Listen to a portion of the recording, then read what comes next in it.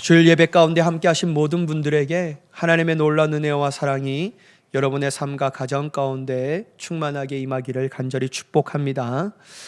여러분 혹시 100여 년 전 황해도 안악골에 살았던 김믹두라는 이름을 들어보신 적이 있으십니까?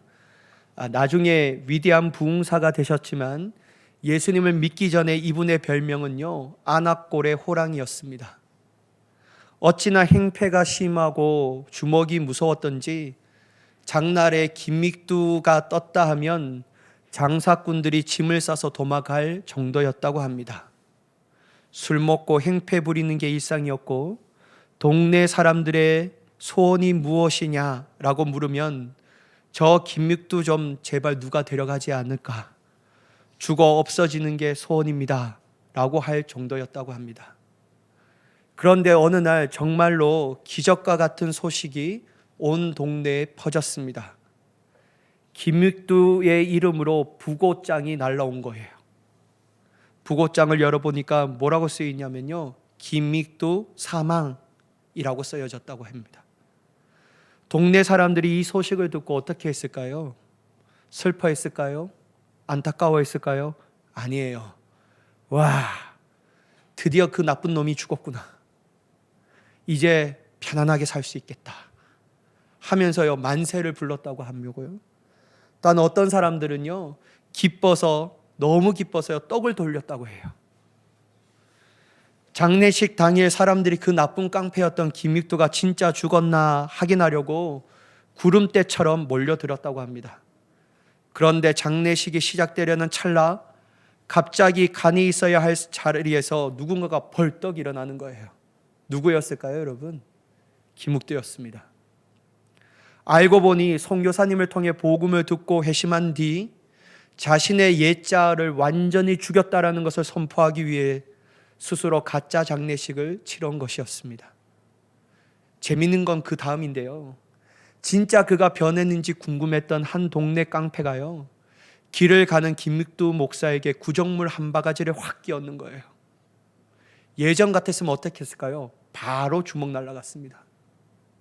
그런데 물벼락 맞은 김믹두 목사님은요, 웃으면서 옷을 털더니 그 깡패에게 이렇게 얘기했다고 합니다. 여보게, 예전에 김믹두라면 자네는 오늘 장례 치를 뻔했다네. 그런데 깡패 김믹두가 죽었기 때문에 자네가 산 줄 알게나. 여러분, 저는 이 예화를 읽을 때마다, 들을 때마다 진짜 복음은 위대하구나 라는 생각을 많이 듭니다. 복음을 받아들이고 그 복음의 능력을 경험한 사람들은요, 반드시 놀라운 변화가 삶 가운데 일어난다라는 거예요. 이것은 나쁜 사람을 착한 사람으로 고쳐 쓰는 정도가 아니라 하나님의 초자연적인 능력을 통하여 예수 생명으로 다시 태어나는 놀라운 수준의 역사로 변화된다라고 할 수 있습니다. 그리고 여러분, 이것은 단지 어떤 특정한 인물에게만 일어나는 특별한 일이 아닙니다. 복음을 받아들이며 그 복음의 능력을 체험하는 모든 이들에게 일어나는 하나님의 위대한 역사입니다. 오늘 그러한 복음의 역사를 성경의 말씀을 통하여 함께 은혜를 나누고자 합니다. 여러분, 37절의 말씀을 보도록 하겠습니다. 그들이 이 말을 듣고 마음에 찔려 베드로와 다른 사도들에게 물어 이르되, 형제들아, 우리가 어찌할꼬 하거늘. 그들은 이 말, 즉 베드로의 설교를 듣고 난 후에 마음이 어떤 것이 왔다고요? 찔림을 받았대요. 여러분, 여기서 찔려라는 헬라어 단어는 카타니소라는 단어를 사용합니다. 이 단어의 뜻이 뭐냐면요, 말 발굽으로 찢어지는 듯한 고통을 겪게 된다라는 의미예요. 이들의 마음에 일어나는 현상은요, 단순한 감정적 동요가 아니었어요. 말할 수 없는 영적인 아픔과 통증이었다라고 할 수 있습니다. 그러면 여러분, 우리가 질문해야 돼요. 도대체 베드로의 설교가 무엇인데 이러한 영적인 아픔과 고통을 느끼고 있는가? 도대체 어떤 설교를 듣고 나서 이러한 현상이 일어났는가? 함께 보자라는 거예요. 여러분, 사도행전 2장 30절의 말씀을 보도록 하겠습니다. 그런즉 이스라엘 온 집은 확실히 알지니 너희가 십자가에 못 박은 이 예수를 하나님이 주와 그리스도가 되게 하셨느니라 하니라. 여러분, 베드로가 전했던 설교는 뭘까요? 어떤 것 설교를 했을까요? 복음에 관한 설교였습니다. 그들은 자신들이 거부한 것이 단지 인간적인 예수님을 거부한 것이 아니라 진짜 메시아인 예수 그리스도를 거부했구나. 베드로의 설교를 통하여 그들이 깨달은 거예요.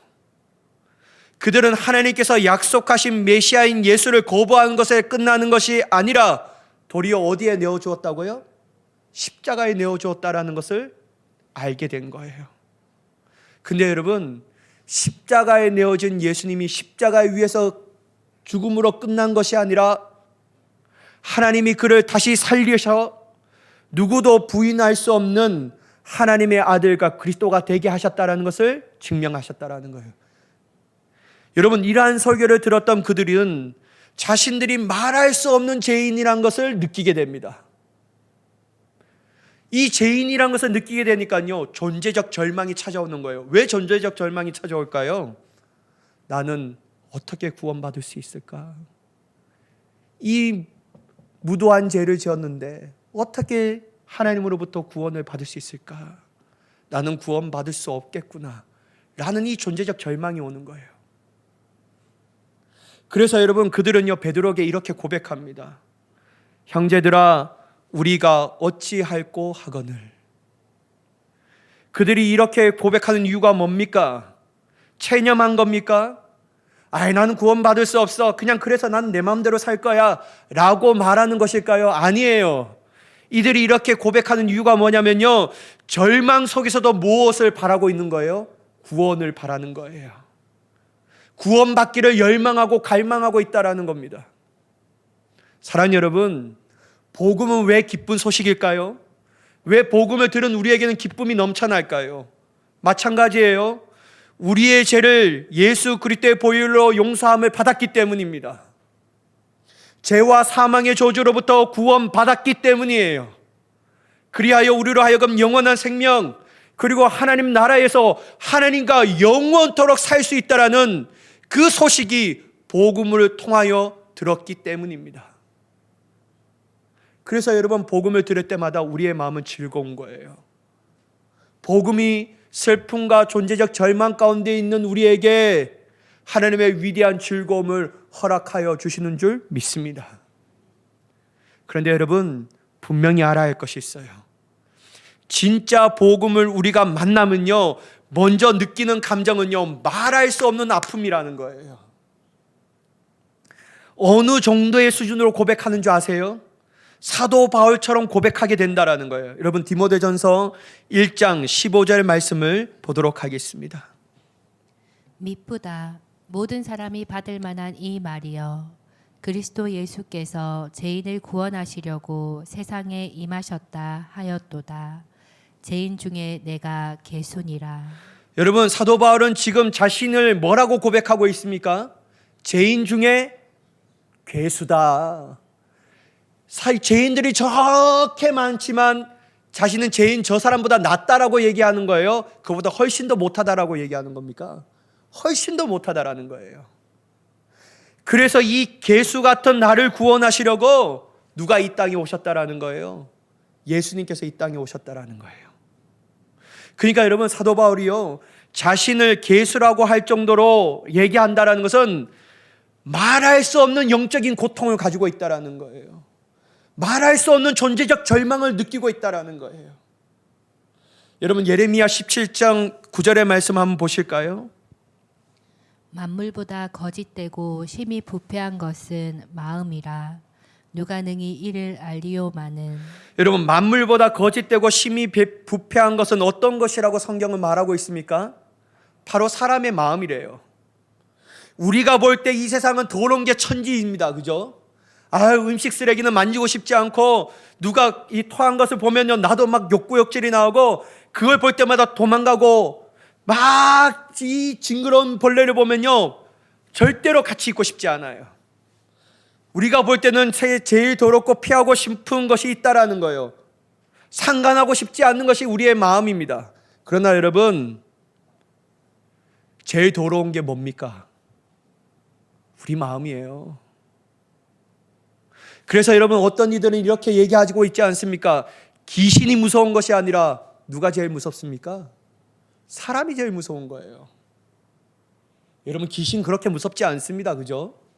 제일 무서운 건 사람입니다. 왜요? 부패한 마음을 가지고 있기 때문에요. 그리고 여러분, 픽션보다요, 뭐가 무섭습니까? 논픽션이 훨씬 더 무섭습니다. 여러분, 영화가 그렇게 잔인하고 할지라도요, 여러분, 현 시대에 일어나는 사건들이 훨씬 더 잔인합니다. 여러분, 한번 보세요. 그것이 알고 싶다. 얼마나 사람이 그토록 잔인할 수 있을까? 그거 보면요, 철저하게 깨닫는 거예요. 그래서 여러분, 부패했다고 해서 다른 어떤 것보다도 부패한 것은 뭐냐면요, 우리의 마음이에요. 그런데 여러분, 중요한 게 있어요. 성경은 이러한 사실 가운데 누구도 예외가 될 수 없다는 것을 분명하게 얘기하고 있다는 거예요. 로마서 3장 10절에서 12절까지 말씀을 한번 보시겠습니다.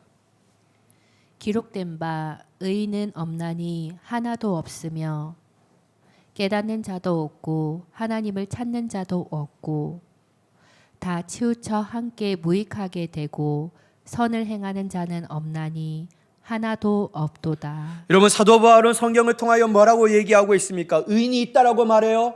없어요. 깨닫는 자도 없어요. 하나님을 찾는 자도 없어요. 12절 말씀을 보면요, 다 치우쳐 함께 뭐 됐다라고요? 무익하게 됐다라는 거예요. 그리고 선을 행하는 자도 없고 이 땅에 그렇게 선을 행하는 사람도 하나도 없다라고 분명하게 얘기하고 있습니다. 이 말이 뭡니까? 부패한 마음을 가지지 않는 사람은 존재하지 않는다라는 거예요. 다 부패했다라는 거예요. 근데 여러분, 우리는 의문이 들지 않습니까? 아이, 목사님, 우리가 생각할 때 저 사람은 법 없이도 살 사람이고 저 사람은요 엄청난 선행을 하고 모든 사람들이 칭찬받는 사람이 있는데 어떻게 선을 행하는 사람이 아무도 없다라고 얘기할 수 있습니까? 막 이렇게 의문이 들 수 있어요. 여러분, 맞습니다. 세상에서 선을 많이 행하고 칭찬받고 존경받는 사람들이 있어요. 물론 여러분, 사람들이 볼 때 그렇게 판단할 수 있습니다. 그런데 여러분, 곰곰이 생각해 보세요. 사람의 심령을 감찰하신 하나님이 보실 때도 그렇게 판단하실까요? 그들의 속마음까지도 생각까지도 깨뜨려 보시는 하나님께서 판단하실 때 진짜 그들이 존경받기에 합당한 사람들일까요? 아니요, 여러분. 그들도 말할 수 없는 죄인입니다. 그 증거가 뭐냐고요? 여러분, 한번 보세요. 뉴스 때 저렇게 좋은 일 많은 사람이 저런 일을 저질러? 여러분, 그런 뉴스 우리가 얼마나 보지 않습니까? 많이 보지 않습니까? 그러니까 여러분, 이 세상에요 선한 사람은 한 명도 없습니다. 다 악에 치우친 사람들입니다. 심지어 존경받고 사랑받는 사람들도요, 뒤에 까집어보면요 부패한 마음을 품고 있는 사람들이라고 할 수 있는 거예요. 그래서 여러분, 우리의 힘으로 우리의 생각과 의지도 바꿀 수 없는 거예요. 여러분, 착하게 살아야지 생각한다고 해서, 그렇게 노력한다고 해서 착하게 살아낼 수 있습니까? 저는 안 되더라고요. 내가 거룩하게 살아야지, 내가 진짜 하나님의 뜻에 맞춰 살아가야지 라고 그렇게 노력하고 발버둥 치고 내 의지를 가지고 그렇게 살려고 부단히 힘쓰는데요, 안 돼요. 안 돼요, 여러분. 안 된다니까요. 여러분, 어떤 사람은 나는 내 자신을 구원할 수 있어, 나 정도 하면 내 자신을 구원할 수 있어 라고 생각하는 사람들이 있습니다. 저는 그런 분들에게 반드시 얘기합니다. 진짜 당신이 예수 그리스도가 절대적으로 필요한 사람이라고 말해요. 여러분, 이 땅에요 자신의 힘으로 자신을 구원할 사람은 존재하지 않습니다. 왜요? 부패한 사람들이니까 말이에요. 그래서 여러분, 우리도 베드로에게 고백했던 그들처럼 고백해야 합니다. 우리가 어찌할꼬? 나는 구원받고 싶은데 내 이 부패한 마음에서 누가 나를 구원할 수 있으랴? 라고 베드로처럼 우리가 어찌할꼬 묻는 사람들이 되어야 합니다. 왜요? 구원은 그렇게 느끼고 깨닫는 사람에게 절대적으로 부어지는 하나님의 은혜이니까 말입니다. 그러면 여러분, 베드로가요, 우리가 어찌할꼬 묻는 사람들에게 뭐라고 솔루션을 주었을까요? 그래요? 집에 가서요, 도덕 공부를 하세요. 윤리를 배우세요. 좋은 생각을 하면서 선행을 많이 하세요. 그러면 구원받을 수 있습니다. 이렇게 얘기했을까요? 아닙니다, 여러분. 베드로는 어떻게 하라고 말합니까? 여러분 38절 한번 같이 읽어보도록 하겠습니다. 38절 말씀입니다. 시작. 베드로가 이르되 너희가 회개하여 각각 예수 그리스도의 이름으로 세례를 받고 제사함을 받으라. 그리하면 성령의 선물을 받으리니.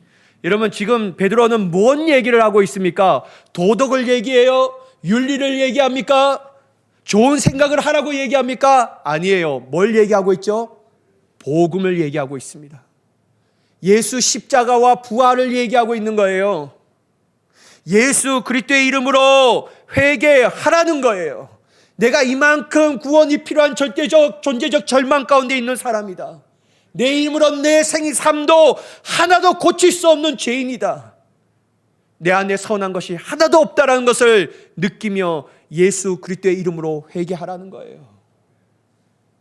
그리고 예수 그리스도의 이름으로 세례를 받고 그리하여 제사함을 받으라는 겁니다. 그러면 뭐를 주님이 우리에게 선물을 주신다고요? 성령을 주시는 거예요.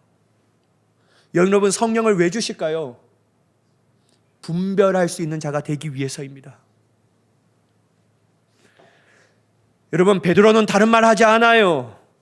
복음과 제대로 직면한 그들에게 첫 번째 뭐라고 얘기하면 회개하라는 거예요. 이것은 너희가 복음을 거부하고 예수 그리스도를 거부한 죄인이다라는 사실을 분명하게 말해주는 것입니다. 하나님의 말씀대로 살지 않은 죄인임을 인정하라는 거예요.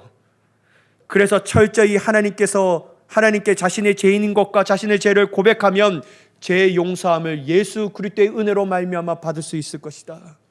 그리하고 나중에 성령을 받아 하나님의 거룩한 복음의 역사 안에서 살아가게 될 것이다라고 얘기합니다. 근데 여러분, 이게 약속이라는 거예요. 자, 본문 39절 말씀을 한번 같이 읽어보도록 하겠습니다. 시작. 이 약속은 너희와 너희 자녀와 모든 먼 데의 사람 곧 주 우리 하나님이 얼마든지 부르시는 자들에게 하신 것이라 하고. 여러분, 베드로는 이것이 하나님의 약속이라고 말씀하십니다. 하나님이 부르시는 자들이면 그 사람이 유대인이든지 그 사람이 이방이든지 중요한 게 아니에요. 하나님의 부르심에 순종하는 자들에게는 이 약속이 반드시 뭐 한다고요? 성취된다.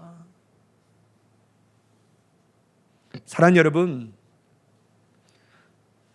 우리는 도덕과 윤리를 먼저 공부하는 사람이 아닙니다. 여러분 한번 보세요. 우리가 도덕과 윤리를 안 배워서 세상이 이 모양입니까? 초, 중, 고등학교, 대학교 여러분 뭡니까? 그거 교양 과목으로도 윤리 안 배웁니까? 여러분, 우리가 공부를 안 해서 여러분 도덕적 사람이 안 됩니까? 여러분, 우리가 많이 안 배워서 윤리를 많이 안 배워서 세상이 이렇게 악합니까? 여러분, 분명한 건 뭐냐면요, 도덕과 윤리로는 사람을 변할 수 없다라는 거예요. 그로서 조금의 변화는 일으킬 수 있지만 언젠간 또다시 타락하고 또다시 세상 가운데 악을 끼치는 사람이 될 수 있다라는 거예요. 그래서 여러분, 도덕과 윤리로는 안 됩니다. 안 돼요. 많이 공부해 보십시오. 도덕으로 되나? 안 돼요. 근데 여러분, 왜 복음은 가능할까? 하나님의 약속이기 때문입니다. 왜 하나님의 약속이 중요합니까? 하나님은 그렇게 반드시 지키신 분이시기 때문이에요. 사랑하는 여러분, 복음은 반드시 우리로 하여금 놀라운 변화를 일으켜 주실 줄 믿습니다. 죄에서 구원받게 하실 줄 믿습니다. 하나님의 자녀로서 그분의 뜻에 순종하며 살아가는 자로 반드시 변화시켜 주시는 하나님의 능력이신 줄 믿으시기 바랍니다. 왜냐하면 하나님이 그렇게 약속하셨으니까 말이에요. 자, 여러분, 이사야서 53장 5절의 말씀 한번 보실까요? 그가 찔림은 우리의 허물 때문이요 그가 상함은 우리의 죄악 때문이라. 그가 징계를 받음으로 우리는 평화를 누리고 그가 채찍에 맞음으로 우리는 나음을 받았도다. 여러분, 하나님께서 예수 그리스도를 말씀하시며 예언하십니다. 예수 그리스도께서 찔리시고 상하신 이유가 뭐 때문이라고요? 우리의 허물과 죄 때문이래요. 예수께서 우리를 위하여 그렇게 하신 고로 우리는 무엇을 얻었다고요? 치유와 평화를 얻게 되었다는 거예요. 이게 하나님의 약속이에요. 이 말씀의 약속이 성취됨을 통하여 사도 바울은 이렇게 얘기합니다. 로마서 8장 1절과 2절의 말씀입니다. 그러므로 이제 그리스도 예수 안에 있는 자에게는 결코 정죄함이 없나니 이는 그리스도 예수 안에 있는 생명의 성령의 법이 죄와 사망의 법에서 너를 해방하였음이라. 여러분, 이제 예수 그리스도 안에 있는 우리에게 그 어떤 누구도 우리를 정죄할 수 있어요, 없어요? 없어요. 복음의 능력이 우리 안에 있으면요, 복음이 우리 안에 있으면 누구도, 어떤 사람도, 어떠한 큰 능력자도 우리를 정죄할 수 없는 거예요. 복음의 능력이 우리로 하여금 그렇게 하는 거예요. 그리고 여러분, 2절의 말씀을 보면요, 그리스도 예수 안에 있는 생명의 성령의 법이 무슨 법을 너희를 해방하게 하였다고요? 죄와 사망의 법에서 너를 해방하였습니다. 여러분, 이 말이 뭡니까? 예수 안에 있는 복음의 능력을 통하여 그토록 죄에 끌려다녔던 우리, 늘 죽음이라는 공포 앞에 떨고 무서웠던 우리를 자유케 하셨다라는 거예요. 다른 말로 승리하게 하셨다라는 겁니다. 그래서 여러분, 복음의 능력이 있는 사람은요, 죽음을 무서워하지 않습니다. 복음의 능력을 가지고 있는 사람들은요, 죄와 싸워 승리하는 줄 믿습니다. 그게 여러분, 복음으로 새롭게 주어진 삶이라고 할 수 있습니다. 진짜 복음은요, 우리로 하여금 이러한 놀라운 역사를 일으키는 거예요. 여러분, 복음은 단지 신학적 이론이 아닙니다. 철학이 아니에요. 인문학이 아니에요. 진짜 우리의 삶을 놀랍게 변화시키는 실제적인 하나님의 능력인 줄 믿으시기 바랍니다. 그래서 여러분, 우리는 늘 복음을 사모해야 합니다. 여러분, 그 증거가요, 오늘 이후 후반부에 나타나는 삶의 그들의 모습을 통해서 알 수 있는 거예요. 진짜 복음을 받아들이고 체험한 그들이 어떻게 달라졌는가 함께 보도록 하겠습니다. 본문 42절의 말씀인데요, 한번 같이 읽어보도록 하겠습니다. 시작. 그들이 사도의 가르침을 받아 서로 교제하고 떡을 떼며 오로지 기도하기를 힘쓰니라. 여러분, 42절의 말씀을 보면요, 새롭게 된 그들의 삶에 네 가지 핵심 요소가 등장합니다. 첫 번째, 그들은 가르침을 받는 삶을 살았다라는 거예요.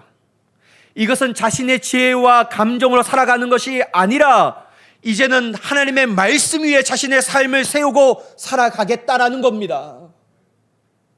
내 판단대로 살아가는 게 아니라요, 내 감정대로 살아가지 않겠다라는 거예요. 이젠 무엇이 내 삶의 기준이라고요? 하나님의 말씀. 이게 가르침을 받았다라는 거예요. 자, 두 번째, 서로 교제하기를 힘쓴다라는 거예요. 복음 안에서 가족된 그리스도인은 믿음의 공동체입니다.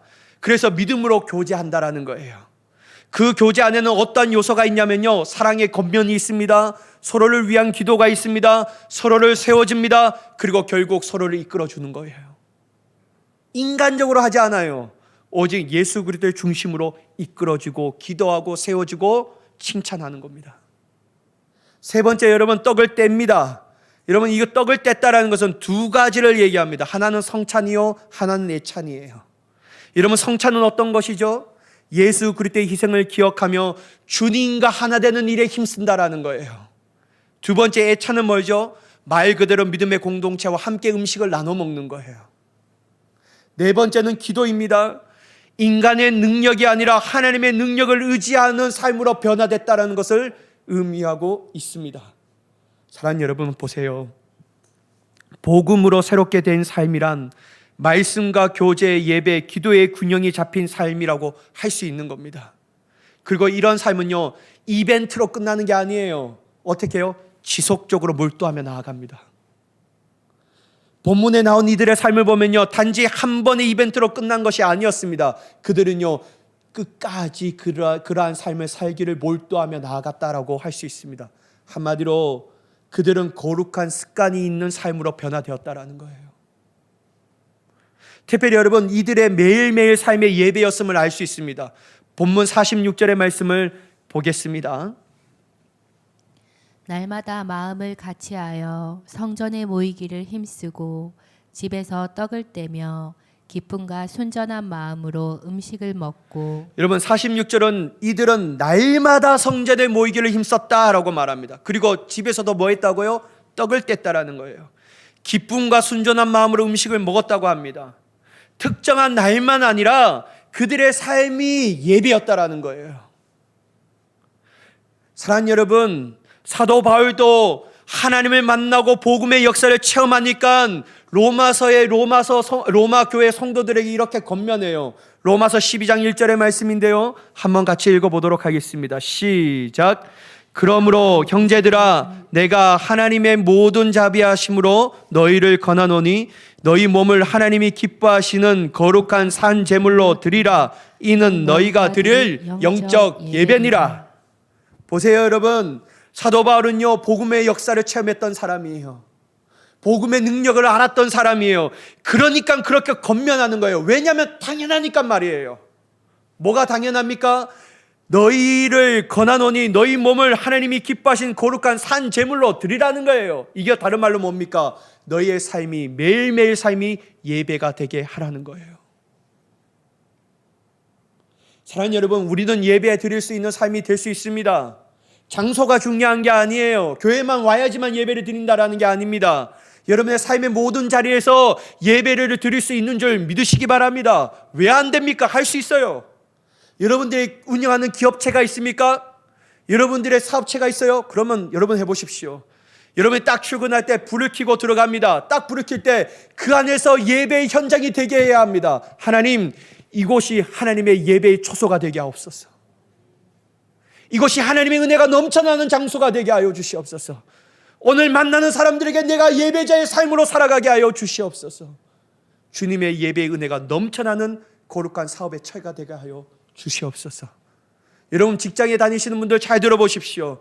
여러분들이 컴퓨터 켜기 전에 기도하십시오. 하나님, 이 자리가, 이 곳이 나의 예배의 장소가 되게 하옵소서. 만나는 사람들에게 예배자의 향기가 나타나는 삶이 되게 하여 주옵소서. 왜 못합니까? 할 수 있습니다. 여러분 하는 게 아무것도 없습니까? 아니요. 여러분 집에서 여러분이 얼마나 큰 일을 하고 계십니까? 집에서 거하시는 분들 잘 들어보십시오. 여러분의 하루가 시작될 때, 불을 켤 때 기도하십시오. 하나님, 이 가정이 예배의 장소가 되게 하여 주시옵소서. 이 가정에 예배의 기쁨이 흘러 넘쳐나게 하여 주시옵소서. 하나님, 우리 모든 가족들이 예배자가 되게 하여 주옵소서. 할 수 있어요. 왜 안 됩니까? 할 수 있는 겁니다. 사랑하는 여러분, 우리는 이러한 예배자가 되어야 할 줄 믿습니다. 이게요, 복음의 능력을 경험하면요 되는 거예요. 여러분, 이들이 변화되니까요 세상이 놀래요. 47절의 말씀 한번 보실까요? 한번 같이 읽어보도록 하겠습니다. 시작. 하나님을 찬미하며 또 온 백성에게 칭송을 받으니 주께서 구원받는 사람들을 날마다 더하게 하시니라. 여러분, 복음으로 일하는 삶을 새롭게 살아가는 사람들을 볼 때 세상 사람들이 뭐 어떻게 합니까? 칭송했다라고 해요. 여러분, 칭송이라는 단어는 헬라어로 카리스라는 단어를 사용합니다. 카리스는 다른 말로 은혜예요. 이것은 단순히 세상 사람들이 박수 쳐줬다라는 뜻이 아니에요. 세상 사람들이 우리를 볼 때 당신들을 보면 설명할 수 없는 은혜가 느껴집니다라는 거예요. 당신 곁에 있으면 참 좋습니다라는 고백이 나오는 거예요. 당신들이 믿는 하나님이 너무 궁금합니다라는 거룩한 호감을 가졌다라는 뜻입니다. 그러니 여러분, 복음으로 변화된 삶을 통하여 하나님의 거룩한 생명의 역사가 흘러 들어가니까요, 오늘 읽었던 말씀의 마지막에 주께서 구원받는 사람들을 어떻게 한다고요? 더하시니라. 누구를 통해요? 복음의 역사를 체험한 새롭게 사는 사람들을 통해서 그런 일들이 일어가시는 거예요. 사랑하는 여러분, 오늘날 세상이 교회를 걱정하는 시대에 살아가고 있습니다. 더 이상 기독교는요 세상들의 사람들에게 호감을 주지 못해요. 도리어 근심거리가 되어버렸습니다. 그러나 여러분, 저는 확신해요. 복음을 통하여 진짜 새로운 삶을 살아가는 자가 많이 일어난다면 세상은 다시 교회를 통하여 놀라운 감동을 받게 될 것이라는 사실을 말이에요.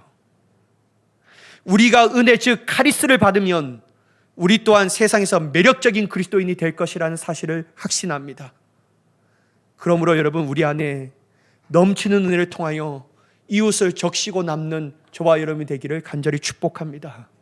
이러한 복음적 삶을 살아가 오늘 또 승리하며 여러분의 삶 가운데 승리의 노래를 부를 수 있는 저와 여러분이 되시기를 예수님의 이름으로 간절히 축원합니다.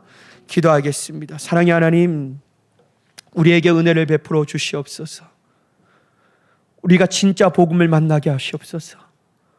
복음 앞에서 내 삶이, 이전의 삶이 산산이 깨트려지게 하여 주시옵소서. 복음을 통하여 오직 하나님의 생명을 가진 자로서 주님의 놀라운 은혜를 경험하며 변화된 삶으로 주님 교회를 영화롭게 하며 이웃들에게 거룩한 호감을 줄 수 있는 우리가 되게 하여 주시옵소서. 그렇게 역사하실 하나님을 간절히 기대하며 예수님의 이름으로 기도드리옵나이다. 아멘.